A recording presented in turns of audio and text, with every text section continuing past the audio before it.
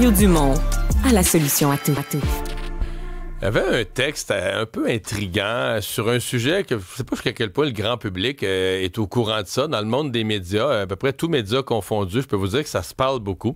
Ça a été signé par Rémi Nadeau, chef du bureau parlementaire à l'Assemblée nationale. Bonjour Rémi. Bonjour Mario. Et ton sujet, c'était Paul Saint-Pierre Plamondon, ses répliques, ses empoignades avec les chroniqueurs, avec les médias. Il y a la presse, il y a quelques jours, qui a fait un long texte là, sur ses relations tendues avec Paul Saint-Pierre Plamondon. Est-ce qu'il accepte la critique? Ben, j'ai voulu m'intéresser à ça, Mario, parce que tu sais que toi, tu as été chef de parti politique. Et je pense que tu me corrigeras, mais généralement, si tu avais l'impression qu'un chroniqueur dans un texte avait dit quelque chose qui n'était pas tout à fait exact par rapport à une de tes politiques, puis tout ça, tu t'envoyais ton attaché de presse ou ton directeur des communications. Corriger un fait, mais je veux dire, ouais, ce que Paul Saint-Pierre Plamondon fait, je pense qu'on n'a jamais vu ça. Sincèrement, j'ai pas souvenir d'avoir jamais... Ça me paraît unique là, dans l'histoire moderne. Parce que là, lui, il choisit de prendre lui-même la plume, de lui-même pondre des textes, puis des longs textes sur les réseaux sociaux, puis on a l'impression que c'est pas mal à chaque fois. Puis là, ben la goutte qui paraissait comme encore plus exagérée, c'était de payer une publicité dans le journal pour répondre 900 mots à Régis Labaume. Et faire signer ça par l'ensemble des députés du Parti québécois. Bon, bref, fait que je voulais vraiment comme voir avec lui. On a eu la chance de faire une entrevue avec lui, Mario, la semaine passée, pour le faire réagir sur le sondage. Il était prêt à aborder ce sujet-là, de ses interventions auprès des médias. Il en parle ouvertement. Exact. Puis là, on a pris du temps avec lui, puis tu sais, c'était bien correct, on n'était pas pressé. Fait que j'essayais de voir puis pourquoi c'était important. Puis lui, tu sais, honnêtement, là, j'avais pas quelqu'un devant moi qui faisait du théâtre. Je l'ai senti vraiment inquiet, pour le vrai, que le fait que des chroniqueurs, par exemple, le dépeignent comme un anti-immigrant parce que il ose parler d'une réduction des seuils d'immigration ou de la capacité d'intégration des immigrants, mais il a vraiment peur que ça colle.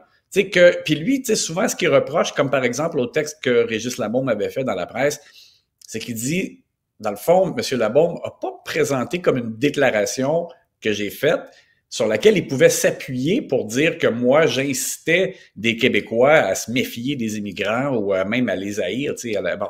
Alors donc, lui, ce qu'il dit, c'est qu'il y a des choses pas vraies à son sujet et s'il corrige pas, ben ça va coller.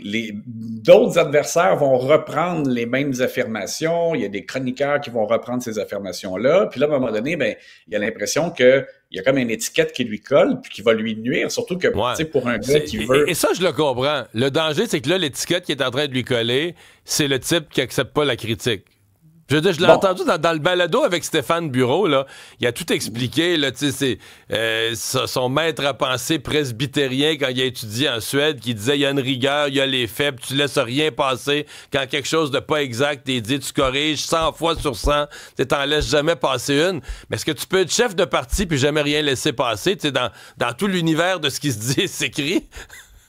Ben c'est ça, c'est difficile. J'ai parlé à des gens qui ont travaillé avec lui aussi dans le passé, puis on m'a dit il est vraiment comme ça tout le temps, dans le sens que c'est aussi le fait que ça a été un avocat, Paul Saint-Pierre Plamondon, et beaucoup m'ont dit ben c'est comme s'il transpose dans la vie de tous les jours, mais dans sa pratique politique maintenant, le fait de tout le temps aller argument contre argument, puis comme au risque de s'acharner pour dire j'ai raison. Alors là, je ne veux pas trop entrer dans la psyché, mais je me dis, est-ce que c'est un besoin obsessionnel ou c'est vraiment légitime? Mais ça, je pense que les gens peuvent le percevoir différemment. Mais chose certaine, donc, c'est ça, c'est que il y a aussi beaucoup l'impression que dans le passé, Pauline Marois a été traitée injustement. Il m'a dit plusieurs fois, c'est épouvantable comment on a traité Pauline Marois. Mais René Lévesque, mettons, René Lévesque, ça, c'est ce qui me frappe. Là. Le fondateur de son parti, là, il était un journaliste et chroniqueur d'opinion, là. C'était le parti, le PQ a été fondé, puis je suis pas sûr que, mettons, les libéraux à l'époque étaient toujours d'accord avec les reportages de René Lévesque.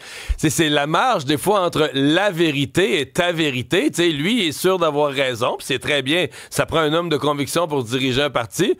Est-ce que tous ceux qui pensent différemment ont tort? Est-ce qu'ils considèrent, mettons, que Jean Charest a été traité justement? Si on faisait la revue de presse là, de 2007 à 2012, mettons, est-ce qu'on considère que Jean Charest a été traité justement ou parfois on a été un peu dur dur avec lui, tu sais. C'est des bonnes... Ou Philippe Couillard. Ben, c'est ça. Puis, tu sais, puis tantôt, tu te demandais, tu sais, est-ce qu'il peut vraiment tout le temps faire ça? Ben là, c'est ça. Je terminais un peu ma chronique en disant c'est une question de dosage parce que lui, là, il est chef de parti, il veut prendre le pouvoir. Il va falloir qu'il présente un programme électoral. Il va falloir qu'il présente en plus un programme de pays, parce que lui s'engage à tenir un référendum dans un premier mandat. S'il veut être convaincant là-dessus, ben il va falloir qu'il travaille énormément puis à rassembler. Donc, tu sais, et là, est-ce que si tu dépenses tellement ton énergie à essayer de déconstruire l'image que les autres font de toi constamment, est-ce que pendant que tu fais ça, tu es capable en même temps, toi, de construire ton propre bateau puis de le rendre attrayant. Donc, tu sais, c'est comme... c'est quand même très particulier, sa façon de faire. Ouais. À son crédit, là, toutes ces répliques écrites, c'est travaillé, c'est fouillé, c'est rigoureux, c'est pas cochonné, là, c'est pas... il met les standards à la hauteur de ce qu'il exige des autres, mais sincèrement, je me demande quand même là, comment... est-ce que c'est vraiment une façon de conduire un parti? Puis c'est que c'est un petit peu dangereux de vouloir être le gars qui veut toujours avoir raison. Ça peut devenir un terrain glissant. Et merci beaucoup, Rémi. Merci beaucoup. Salut, à bientôt.